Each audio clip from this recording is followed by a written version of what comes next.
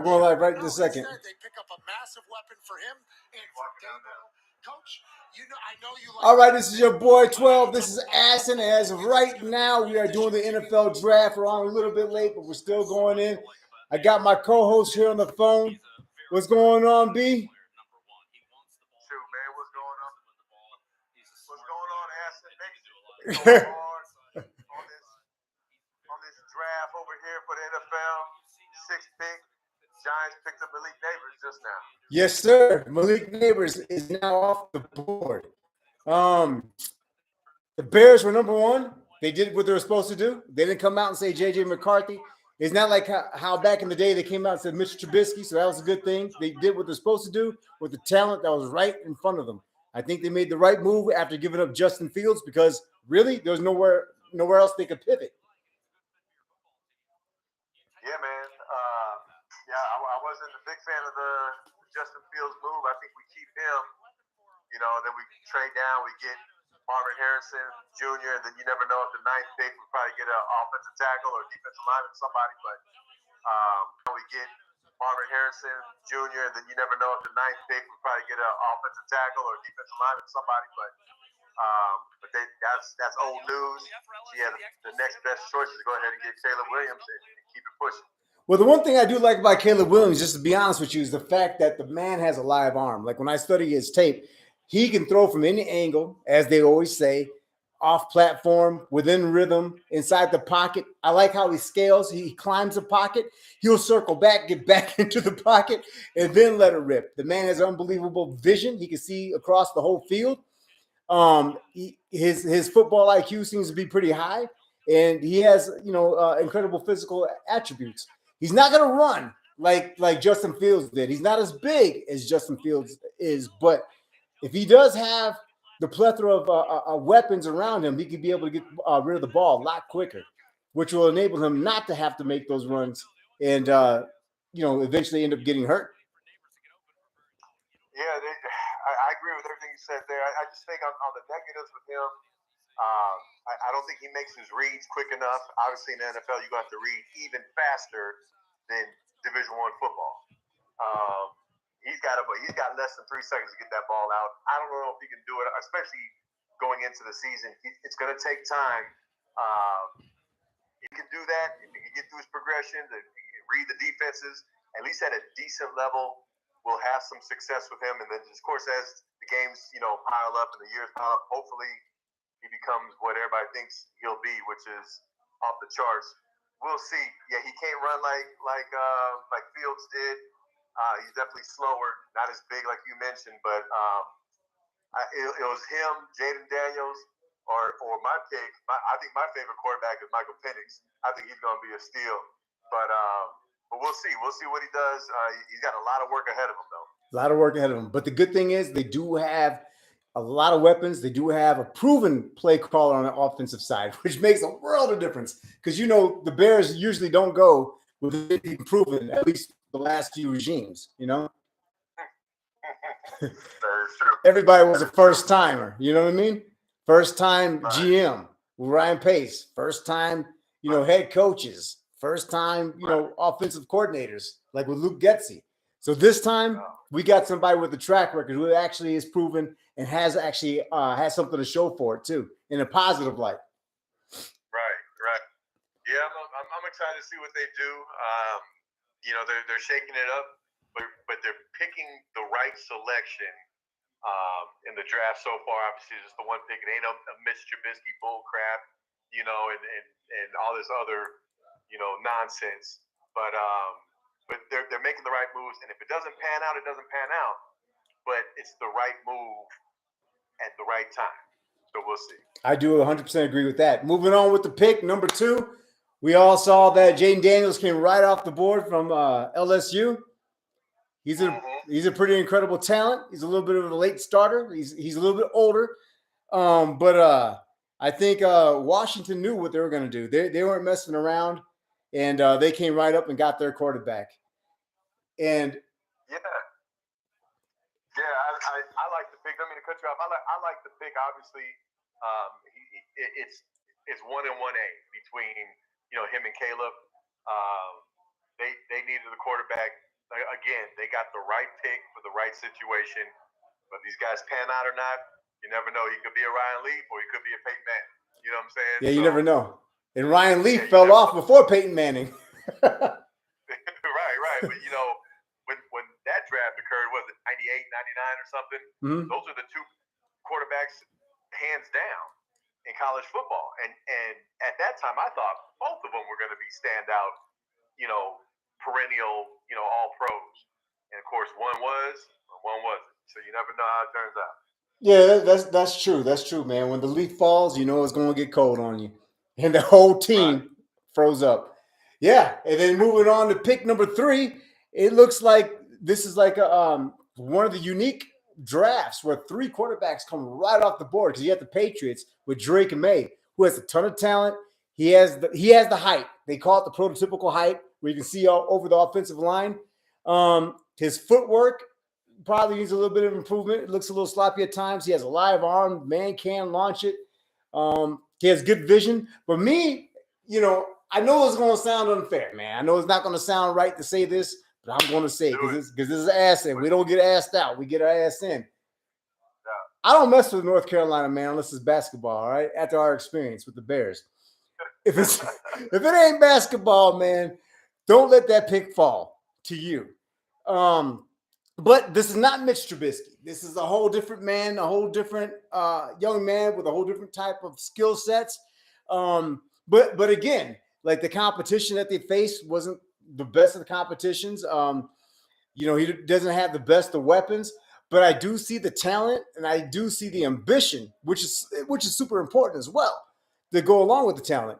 And I think for the Patriots, that's probably a damn good pick because now they can actually start to build their team once more. Because Robert Kraft is used to winning. That was his craft. Winning was his craft. But they lucked out with the Tom Brady. What was he, like a 6th-round pick? He was something way back there. I can't remember exactly what pick he was.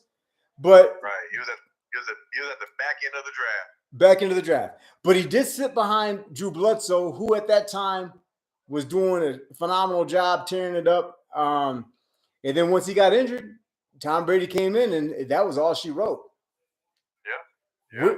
With or without a pen, shit. Hey, I'm with you on a sentiment earlier.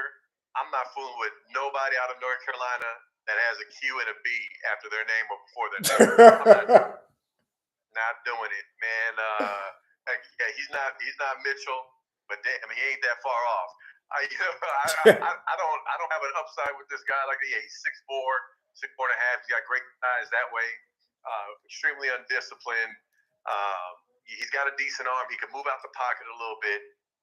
But I just don't see it. You're in the ACC. If it's not Clemson or Florida State, it's boo-boo basketball or boo-boo football. Yeah. You know what I mean?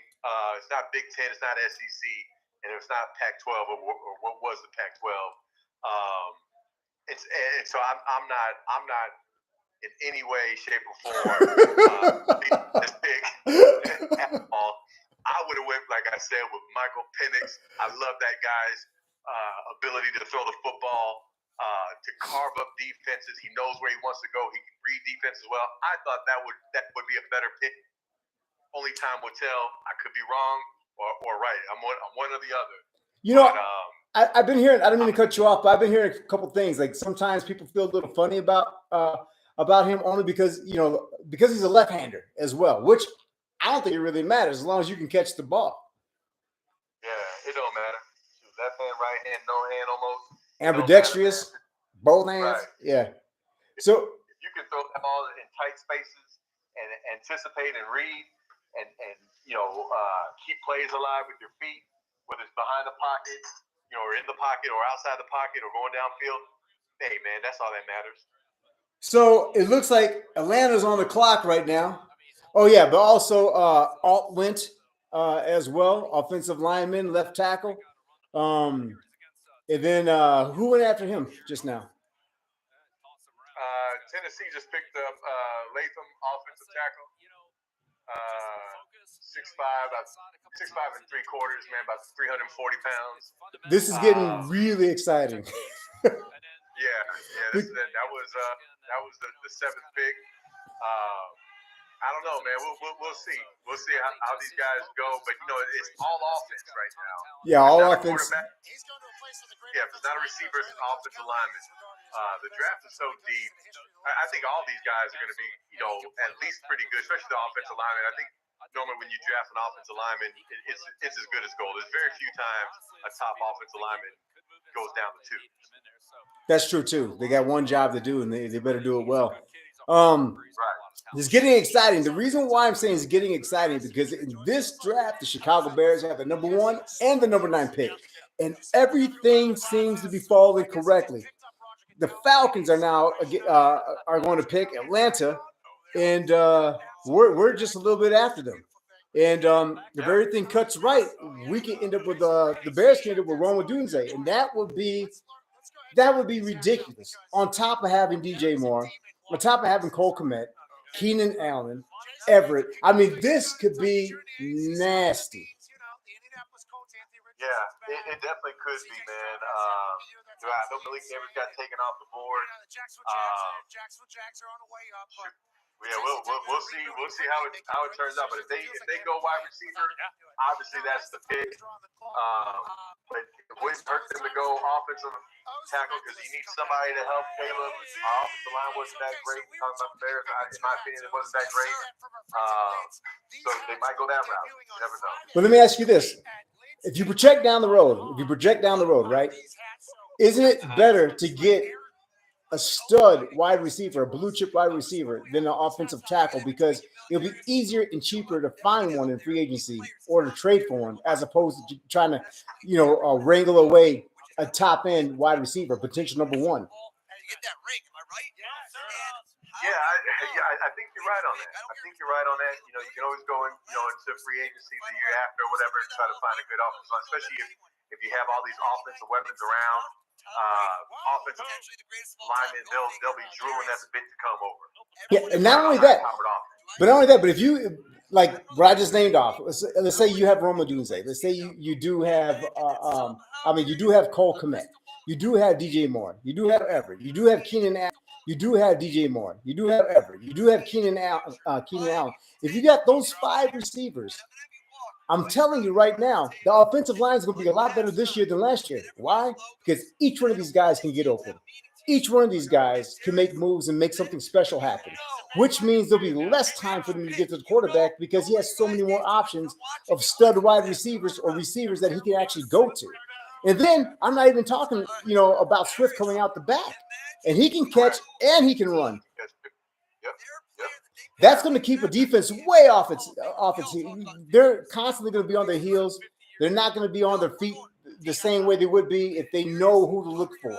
This is going to be a totally different situation. And with the playmaker like, our new QB1, Williams, it's going to be, I think that it's imperative possibly to go with the wide receiver. And then you can shore up that O-line right now after this draft, later on in the draft. But at this point, with the 2 receivers already going off the board, I don't see any reason for the Bears. Obviously, they're not going to trade up. But I think you stay put and you wait to see what unfolds here. Right. Yeah, I agree, man. This is exciting to see what the Falcons do. Do they get a receiver? Do they get Michael Penix? Like, what's going on here? That might have a little bit of an impact on what the Bears do in this next pick. But yeah, it's starting to turn. It looks a little different than what everybody was projecting. Yeah. A couple of picks with the offensive lineman going so early. We'll see. Yeah. Right now, it's looking really exciting. I mean, you got over 260,000 people right now in Detroit, right there, taking all this in, all this whole ambiance. We're giving it to you live here on live stream on Asking the Adult Sports Situation Network. It's your boy 12 and also Boogie B. The pick that we're at, number 9. What pick are we at right now? We're on 8. The pick is already in for the Falcons. They're just waiting to present it. Okay, that's what I thought. I thought we were on 8. I'm looking at the Falcons right here, and this is do or die for us. They need a quarterback. Well, they do have a good receiver. They do have the starts of something good. But if they go with your boy Michael Penix, then that frees up Rome Odunze, man, and we're off to the races. Hold up. They got Penix. I knew it. They picked up Penix. They had to. Woo! I think he probably the best quarterback in the draft. I'm not gonna lie. I think he's one of the best quarterbacks in the draft. I think this is a great pick for the Falcons. It'll solidify them at the quarterback position. He's got plenty of years underneath him, with his knee injuries or what have you. COVID year, he's like a fifth, sixth-year senior or what have you. The guy is ready to play NFL football at the quarterback position. Yeah, and he's very unique. And he has a live arm and deadly accurate, too. Yeah, absolutely. And then 6'2", 215 or so. He makes big plays and he cuts up the defense. Of course, it was Division I football. The NFL is not that. But anytime you can get a quarterback that knows how to cut up defenses, I think that translates. it does, man. It's like Google Translate. You're gonna find out what's actually going on, man, and he will translate it for you. And I think this was like the best draft and the best situation for the Bears. They better not trade down. You right now can have one of the illest, sickest offensive squads on that side of the ball in the NFL, starting right now with his next pick. Absolutely. I think we go with a quarterback. With a wide receiver, because Keenan Allen is a little bit older. DJ Moore, he's not old or anything. He's still a younger receiver. But Keenan Allen is in 2 or 3 years, he's probably gonna be done. Well, that's what I'm screaming too. Right now, we got Christopher Villar on here, and let's see. Let's hope the Bears pick Rome Odunze.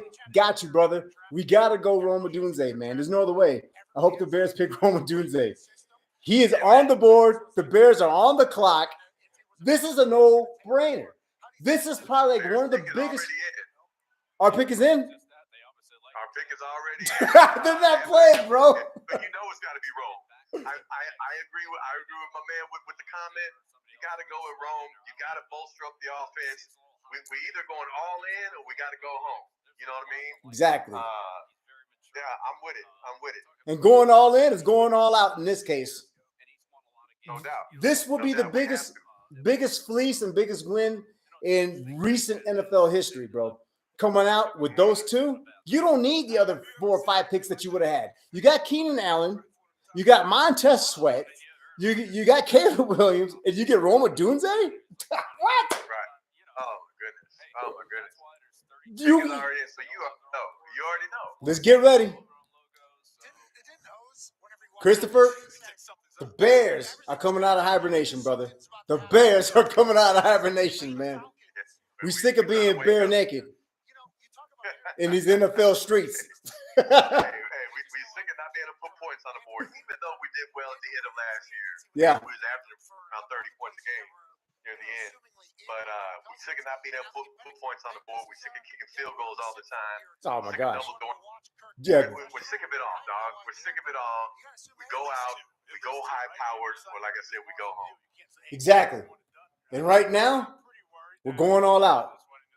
The pick is in or not yet? The pick is already in. They already got it in. We're waiting for the commission to come out and announce it. This is crazy. This is crazy exciting. Although I believe in Justin Fields and his talents and his abilities, and I saw him like he was on a steep incline. He was getting better with what he had around him. But this is actually, I hate to say it, a better scenario.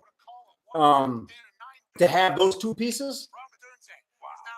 Now, if Justin would have had this, who knows where we would have gone. But I think he would have done just as well. It's not better because he's already 2.5 years in. The pick is in. The Bears choose wide receiver Rome Odunze. What did he tally up last year? 1,600 yards? Something ridiculous. Man, Rome is the second best receiver in the draft.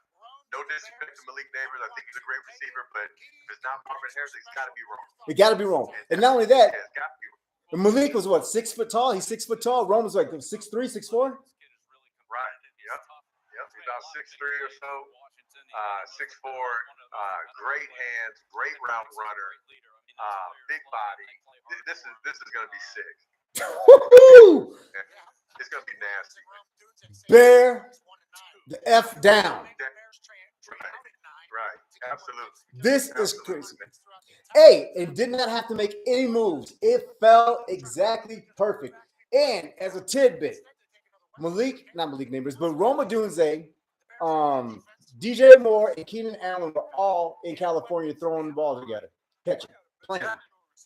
Yeah. They wrote the plane together. That's what our sources had told us, man. That they was out there already running routes, trying to get to know each other a little bit. So that was already a done deal. I see a big heart here. Yes, sir. Roma Dunze. This Eggman, Ryan Pauls, is no joke. Games. He is not playing games. You're going to trade Justin Fields, you got to swing for the fences. You have to. You know, Because and I'm behind him 100% after the fact. I like I said, I wasn't cool with the trade, but we moved on from there, so you have to swing for the fences. He's doing that. I got his back for it. yeah. Hey, pretty much at this point, it's in him we trust. You know what I mean? I mean, he's been doing the right moves. The only real bad move that he's actually had is getting that vending machine out of Pittsburgh. Claypool. Yeah. Tariq said down there in Miami, Tariq said that man's like a moving vending machine. He doesn't move at all. Right. Absolutely, man. Absolutely. Chase Claypool was a swing and miss, but guess what? Nobody goes to bat and hits 100, man. Hits 1,000. Right. Doesn't happen. Yeah, nobody hits 100%, man. Right now, the Bears are looking sick. This draft kicked off at Eminem. Did you see that? Yeah, I saw Eminem, represent the D. Man, when they first panned out over the set, and all these 100, what looks like 100,000 people, I thought it was Michael Jackson performing. Yeah, exactly. They have I heard a couple reports from a few people on ground. There's about 240 to 260,000 people. Yeah, man, that's a straight up Michael Jackson concert. Okay, so the Vikings are trading from number 11 to number 10. So this must be the J.J. McCarthy move, top 10. Because I'm surprised.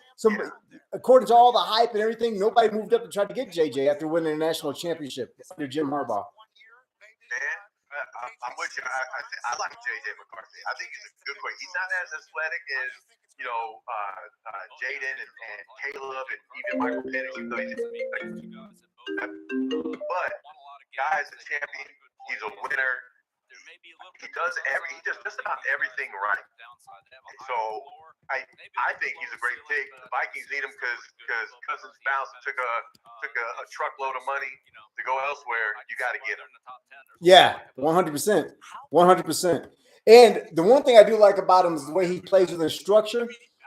Very disciplined, pretty accurate arm, pretty live arm too. Not a bad arm, but we just didn't see a lot from him.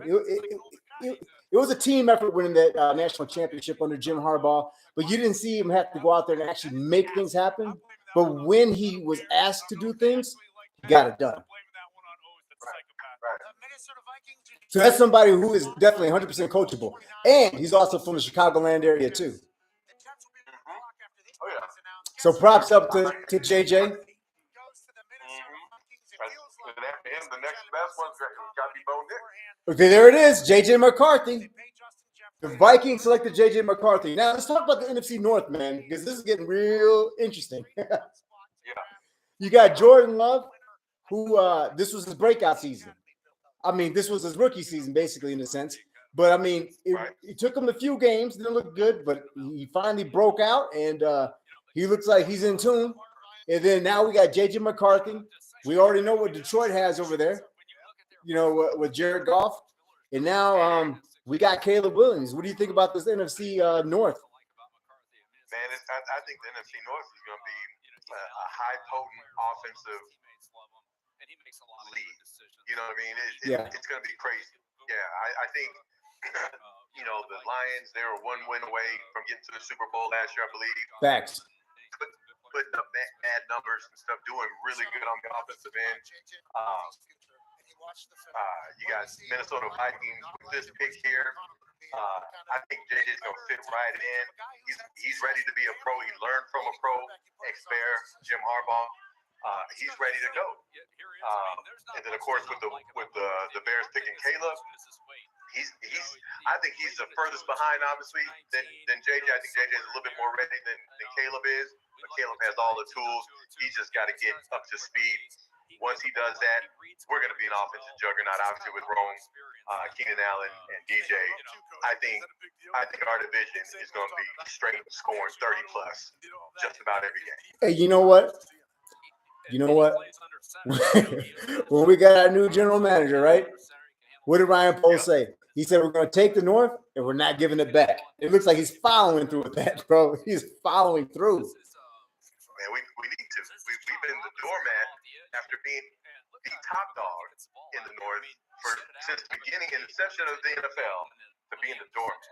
Right. So our organization has been run through the ground, run into the ground, and underneath the ground.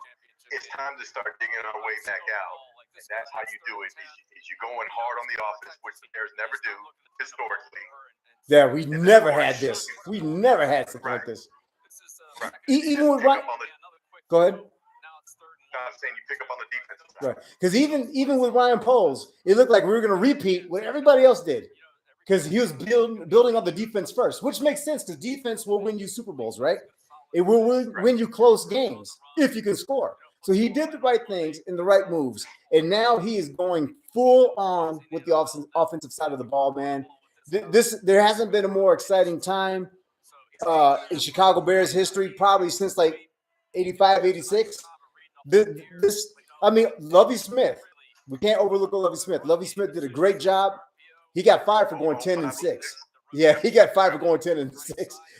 You know, we ain't never been 10-6 since, huh? Right. Yeah, I don't know who gets fired for being a winning team and a winning coach, but I never liked him as a coach myself. I think he tricked us out of a championship in 06 by not putting in Brian Griese, which I think he should have been over Grossman at halftime. 100%. Yeah, Grossman was tripping over his own feet, throwing interceptions. He was horrible, man. Right. You know, so I think that was a horrible move by not just putting all your chips in. It's the Super Bowl, bro. Wait, let's go. And Brian Griese was only like 1 or 2 years removed from being a Pro Bowler. Exactly. He was just a Pro Bowl, I think, the year before or 2 years before that. There it is. Yeah, so Lovie played us, but again, that was almost 20 years. That was 18 years ago. But ever since then, we've been going straight downhill, and I can name off all the quarterbacks. But I ain't gonna do it because I don't want to hurt us, us Bear Nation too much. But I think we're coming out. We're coming out. Yeah, we're coming out the cave. We're done with hibernation, man, and we're coming, and we're hungry. We're gonna get fed. It's going to be food time, man. It's going to be dinner time out here in the NFC North. And with these moves, I honestly feel that Ryan Poles and this team, being led by a defensive coach that actually does know how to call defense, and now having Shane Waldron as our offensive coordinator who does know how to call an offense and get the best out of a quarterback, bro, I think they're going to come out hungry, thirsty, and this is going to be something to really reckon with. And I think just with these two moves, I think Ryan Poles has put the whole NFL on notice, bro. Yeah, man. I'm with you on that. And if as the nation, if you're out there listening, write in the comments. Let us know what you think. What's going on? Next pick. Do you like the picks? Holla at us. So we can talk about it. Yeah, please do like, share, and subscribe. Every time we pull up, we're going to entertain you. You're going to laugh. You're going to smile. You're going to get detailed information. And it's always good when we pull up if you get your ass in. Yeah, you don't want to be asked out. Exactly. All right, that's our show. We did the top 10 on the draft, and we appreciate everybody. And this is going to be an exciting year in football for many teams. There's a lot of question marks, like with the Commanders. There's a lot of things that are going to happen, and it's going to be a lot to tune into, and we're going to be covering every step of the way. This is your boy 12 and Boogie. What's going on, Boogie? Man, it was a pleasure being on again. We handling business. Let's do it again, and let's knock out every one of these teams going into training camp, and let's see what they do. Let's do it. All right. Thank you guys for tuning in or watching, and we're gonna have a lot more coming right at you. And don't forget, when we pull up, make sure you get your ass in.